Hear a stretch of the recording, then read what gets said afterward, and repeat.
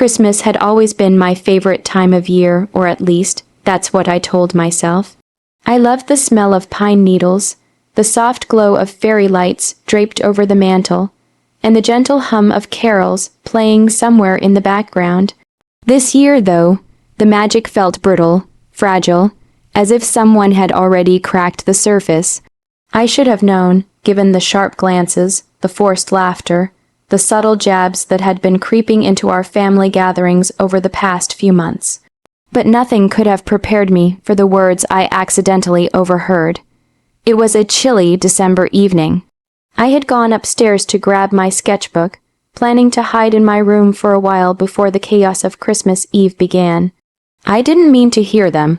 I had no plan to spy, but sometimes walls have ears, and floors have ways of carrying voices. From the half-open door, I caught snippets that made my chest tighten and stomach twist in knots. We'll make sure everyone knows she's useless this year. My older cousin sneered, his voice low but vicious. The gifts she gives are always so pathetic. My aunt laughed, her tone sharp and calculating. It'll be hilarious when everyone sees how pitiful she is.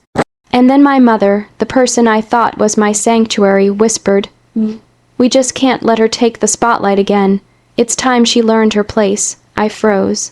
My hands trembled slightly as I gripped the edge of the doorframe. My heart felt like it had been shoved into a vice. The warmth I usually associated with my family dissolved into icy disbelief. I had spent years cherishing these people, defending them to outsiders, believing in their love, only to discover that they were plotting to humiliate me in front of the people I cared about most.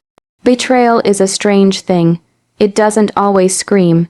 Sometimes it whispers, insinuates itself into quiet corners, planting seeds of doubt and anger. I felt every seed sprout at once, intertwining grief, shock, and a sharp, burning indignation. How long had they been thinking this way? How long had I been oblivious, smiling while they plotted behind my back? I backed away slowly, careful not to make a sound, and retreated to the sanctuary of my room. Once the door clicked shut, the tears came, not sobs, not even loud cries, just small, hot trails down my cheeks. But alongside them, a different feeling began to grow. A flicker of something I hadn't allowed myself in years.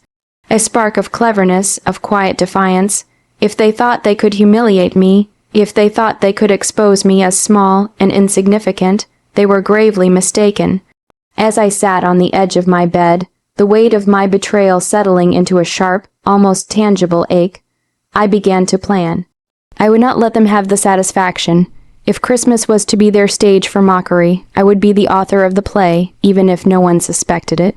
Their cruelty would be met with a subtle, sweet justice, one that would sting, but also reveal their pettiness to the world.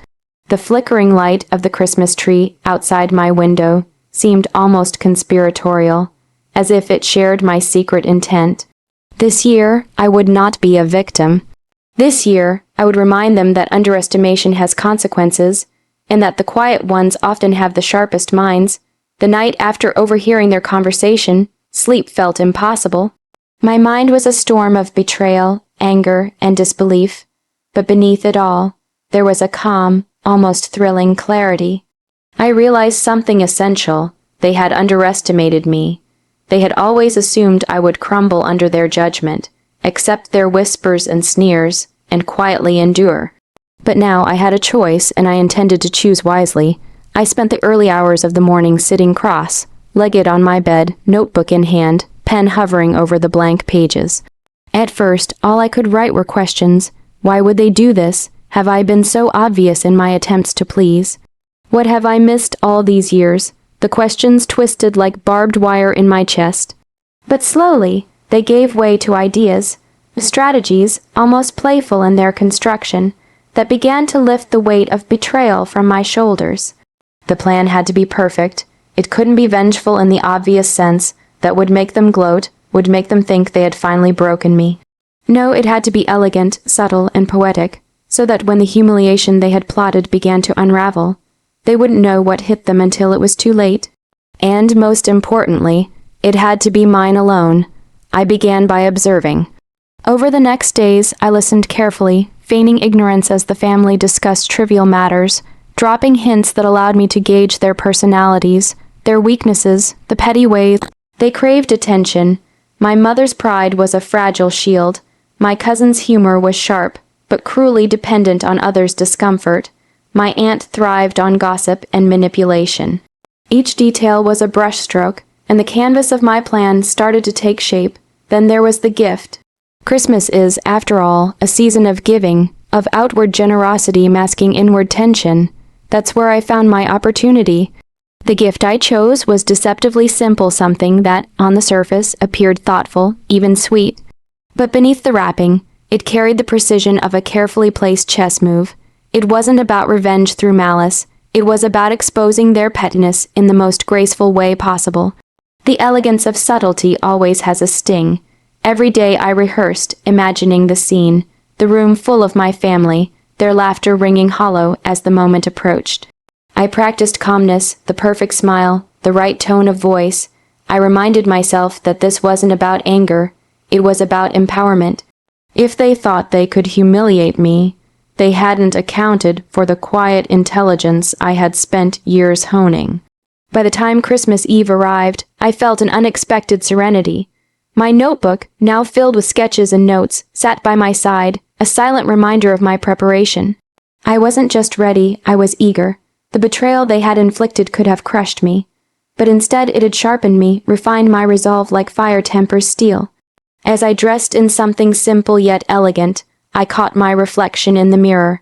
The girl staring back at me wasn't timid, wasn't broken.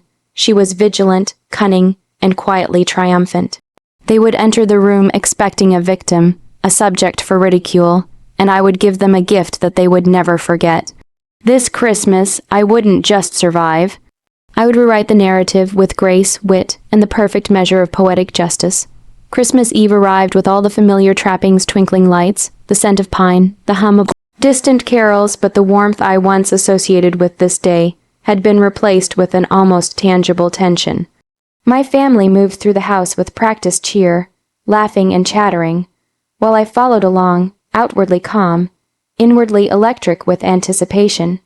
Every smile I offered was measured, every nod perfectly timed, as if nothing had shifted at all. They didn't suspect a thing. My mother fussed over decorations, my cousin cracked jokes that would normally sting, my aunt distributed cryptic comments like sugar in tea, each designed to unsettle me. But I met each verbal jab with an easy smile, the kind of smile that hid storms behind eyes too steady to betray the fire within. The centerpiece of the evening, of course, was the gift exchange. I had spent days preparing my offering, wrapping it in layers of seemingly innocuous paper, tying it with a bow that suggested thoughtfulness, warmth, and the traditional cheer of the season.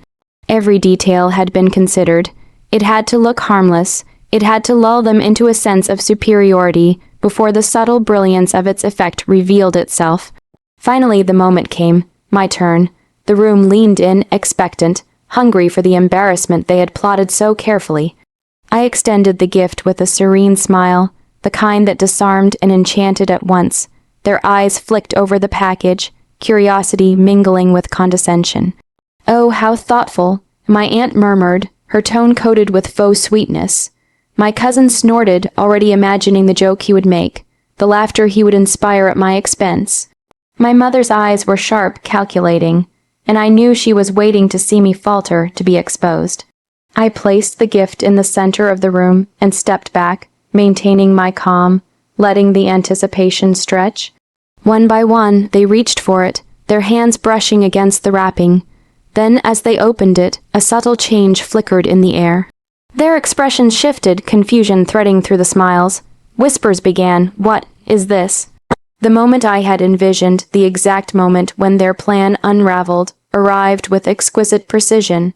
It wasn't loud, it wasn't dramatic, but the effect was undeniable. The gift, carefully chosen, revealed a truth they had tried to hide, their own pettiness, their cruel expectations, their eagerness to see me fail. Each layer of the wrapping exposed a reflection of their behavior, subtle yet undeniable, leaving them scrambling to maintain composure while the rest of us watched in quiet amusement. For the first time in years, I felt the full weight of justice without needing to utter a word. My family had expected ridicule, humiliation, and tears. Instead, they were confronted with their own vanity and me, poised, unshaken, victorious in silence. The irony hung in the room like sparkling ornaments, dazzling and impossible to ignore. As the evening wore on, the tension began to dissolve not in my humiliation, but in their stunned acknowledgement of what had happened. They had plotted against me, underestimated me, and yet I had turned their scheme into a moment of quiet triumph. I realized something profound. Revenge need not be cruel to be sweet. It need not be loud to be remembered. And in that warmth beneath the Christmas lights and the hushed awe of revelation, I finally felt free. The day after Christmas, the house felt different. The laughter that once carried an undercurrent of judgment and petty competitiveness had shifted to something quieter, more subdued. Even the decorations seemed less about show and more about sincerity. Though I suspected that wasn't the whole truth. My family moved carefully, almost as if they were navigating the aftermath of a storm they hadn't seen coming. And I finally felt what I had been craving for weeks, a sense of calm, of quiet triumph, and, strangely, clarity. I had spent years absorbing their judgments, their underhanded jokes, and their constant need to measure my worth against theirs. For so long, I had believed that enduring it was a sign of strength. But last night had shown me something far more important. Strength isn't in silence alone, it's in understanding, in patience, and in choosing the right moment to reclaim your dignity. My gift had been small, subtle, perfectly timed, and it had done exactly what I hoped, revealed their cruelty without a single harsh word. As I sat in my room, watching the soft sunlight spill over the tree I had decorated in quiet solitude, I thought about the emotions that had carried me through the last weeks. Betrayal had been sharp and immediate, cutting deeper than I could have imagined. Anger had followed, but it had been tempered, honed, reshaped into something purposeful rather than destructive.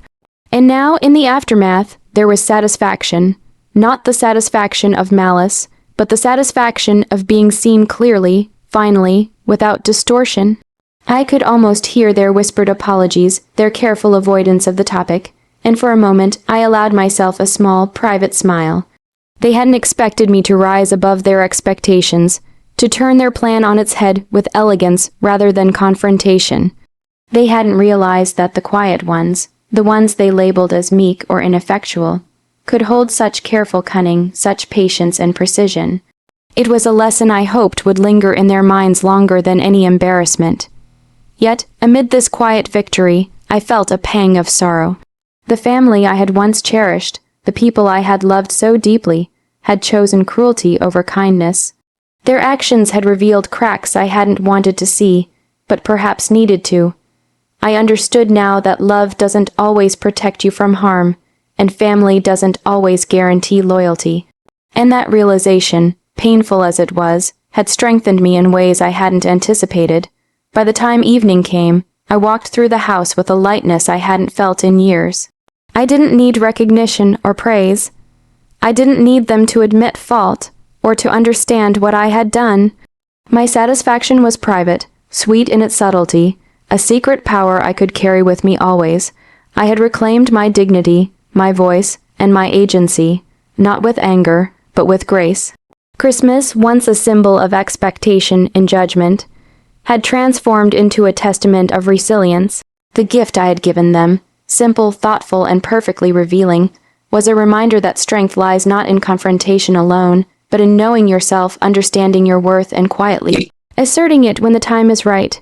As the lights twinkled gently across the room, I felt a profound sense of freedom.